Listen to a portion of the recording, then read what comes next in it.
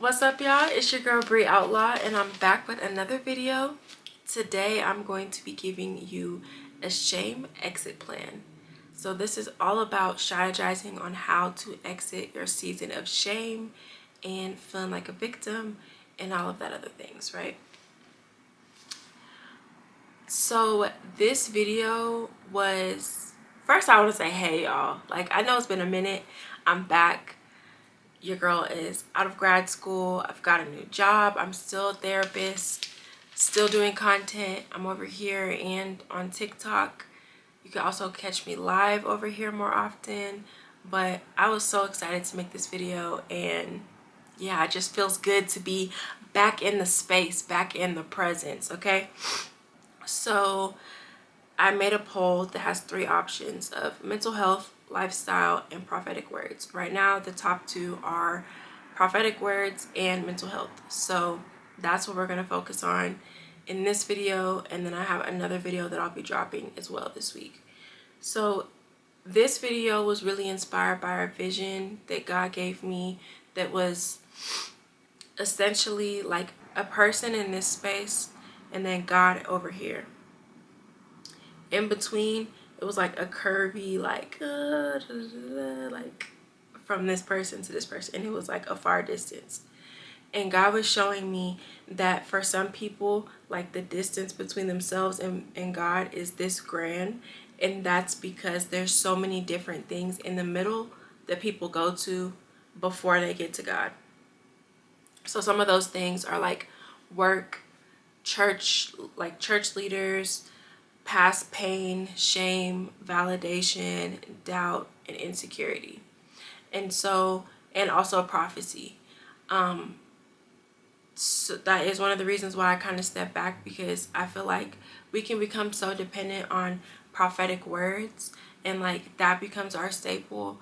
And just in general, we become so codependent on all of these different things, like, and we have this distance between God because we're codependent on like past traumas. So if you're struggling and you're feeling like you're in like a loop, whether that's like a mental loop of depression or sadness or darkness, I really feel like God is speaking to you right now so that you can move from this space, like the space that's between y'all, to making it like right here. Now, our relationship with God is like never perfect, but it can be to the point where we invite him into those spaces and we don't have to go through all of these different avenues to hear God or to feel like he's like really working in our lives. So yeah, when it's like here and here, this is something that I learned recently, just through the work that I do with therapy as well. So there's 8 C's, and when I was speaking to therapists about this, they were describing that God is like the 8 C's. It goes into a whole like big theory called internal family systems. I'm not going to get into that here because it's very complex, but if you're interested in looking it up, it's called internal family systems. But the 8 C's is creativity, curiosity, confidence, connectedness, calm. What's the other one? Compassion, clarity, and courage. So when we are this close to God, we feel those things and we feel confident in the direction that we're moving. We feel confident in what he's doing in our life. But when we're far from it, that's how I view, or when we're operating in different spaces, then we have all of these different things that we're trying to get validation from. And we're becoming codependent on those things instead of depending on God. For a lot of people, they think of codependency as like heavy reliance on like people, drugs, alcohol, like those type of situations, like holding on to past pain. Yes, and like 2 things can exist at once. So we can be codependent on validation from others, on acceptance from others, on prophetic words, on church leaders, our jobs. Like we can become codependent on our jobs. And if you didn't see one of my last videos, I was talking about like being codependent on a job, and when the job doesn't provide, like we feel lost, but that's because we're not interconnected with God. Somebody recently taught me that once they stopped looking for like a job to provide, or you can put anything in that space, but once they stopped looking for that to provide, they didn't go like through that to God, they just went straight up. And so that's how we have to start looking at things in order to exit shame. You can also be codependent on being a fighter, doing things by yourself, feeling like you got to do it on your own, feeling like you're alone in this world. You can be codependent to that rather than existing in those 8 C's, being confident, being connected, being calm, being curious. You have that openness, and that allows you to like allow other people to step in and help, allow people to come, like allow God to send new experiences, because you're not trapped in that old shame-based mindset or fear or victimization. Like, you know that you are the boss of your own story in that scenario, when you can come from a place of confidence, when shame does not hold you back anymore. So you have to know and sit with yourself and really do like a codependency inventory and see what are you codependent on. It goes way further than just romantic relationships. You could be codependent on friends. You could be codependent on negativity. You could be codependent on toxicity, doubt. What are you codependent in? And then you have to be able to be real with yourself, and then you can exit the shame in those areas. You can exit feeling like you're not good enough to go to God, because by the time you are codependent on fighting all these battles by yourself, by the time you go to God, you're battered and bruised up and you don't even believe what he be telling you.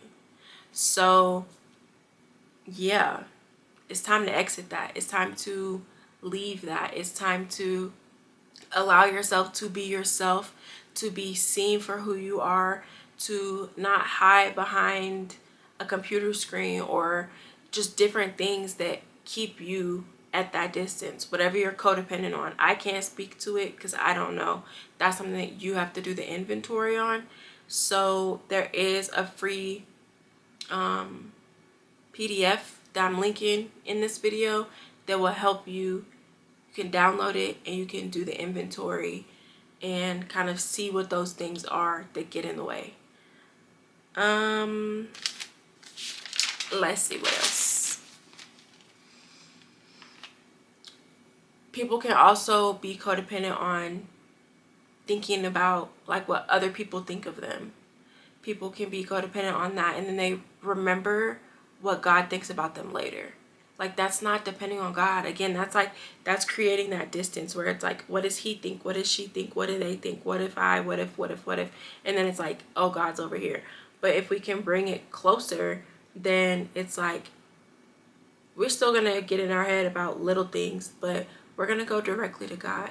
Like, we're going to be looking eye to eye with God, and it's really not going to matter what other people think about you. Like, this journey is not for us to be perfect and for us to like not be who God created us to be. Yes, we have to have discipline. Yes, we have areas that we can grow. There's no lack of accountability in that, but the shame that we accept from other people and from our own experience, that's where that comes from. It comes from a lack of clarity of who you are, what's in the way, and what you need to cut off and let go of. There, I wrote 4 key ways that you can exit shame. The first one is truly getting to know yourself. So again, taking inventory, seeing what is in the way, what you need to let go of, what's keeping you from being you. Because I think the opposite of shame is living authentically. I think that when we have shame, that causes us to hide who we are, that causes us to fumble things, that causes us to bow down to our insecurities, to other people's opinions. Like, all of that is like what revolves around shame, in my opinion. And you can define what shame means for you. But I think that living authentically is those 8 C's, is being connected, creative, curious, confident, compassionate, like being connected to those things directly, like right there, not because we have to go through different avenues of different people. God gives us tools, and he does give us prophetic words and church leaders. I'm not saying those things are bad. I'm saying that we can't be codependent on those things. We have to stand on our own feet, and we have to trust and know ourselves, and know that we can live in ourselves authentically, and that God is a very, very, very patient Father. Like, God is patient with us through it as we learn. The second point I have for your exit strategy is to accept the things that have happened and to move forward. You got to move on. That's kind of short and sweet and simple as it is. Whatever you've been through, it doesn't define you. It has created you to be who you are today, but it does not define your future. I've always told friends that, I always told myself that what you're going through, what you've been through, it doesn't define you. Don't let those things that you're going through mark you as good or bad. Like, I used to feel like, oh, I'm going through this, like it must be a representation of how God sees me. No, how God sees you never changes, and I know there's scripture to back that up. The third exit strategy is fixing how you talk about yourself. How do you view yourself? Do you give yourself pep talks? Is it consistent? Do you do this every day? How do you visualize things in your mind? Do you visualize the worst outcome? Do you visualize the best outcome?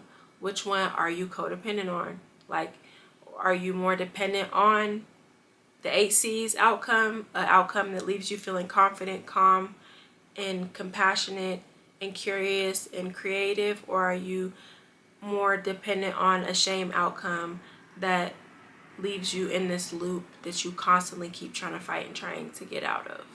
And the fourth point is to keep God and others in the loop. And if you're out here codependent on fighting battles by yourself, you're most likely not inviting God in until like the very end, when you really see just darkness and no hope. And that's not to put shame on anybody, because I think we've all been there where like that is what we do.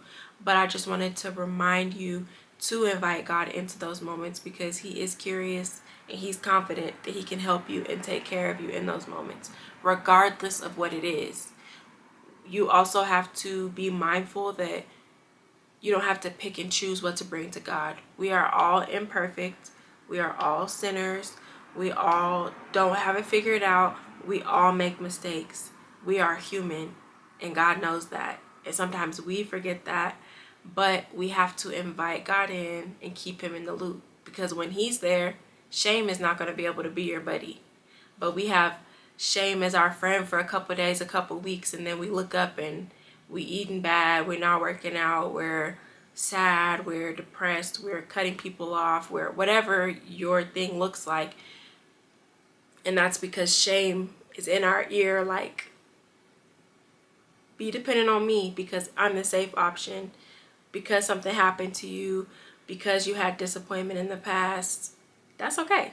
We're going to let shame go. Throw it away. Throw it away. Throw it away. Because God is faithful, and God does not let shame buddy up with you. That is not the little buddy system. That ain't your buddy. That's all I got for y'all today. It feels so good to be back. I feel like Wendy Williams in this chair. Okay, I feel like I am coming with the Christian tea for you. Yeah, I hope that you guys enjoyed the video. Let me know what you think. What are you letting go of? What is an area of shame that you've been codependent on? And what is an area that you're going to continue to work on moving closer to God? Drop the 8 C's in the comments. Like, comment, and subscribe.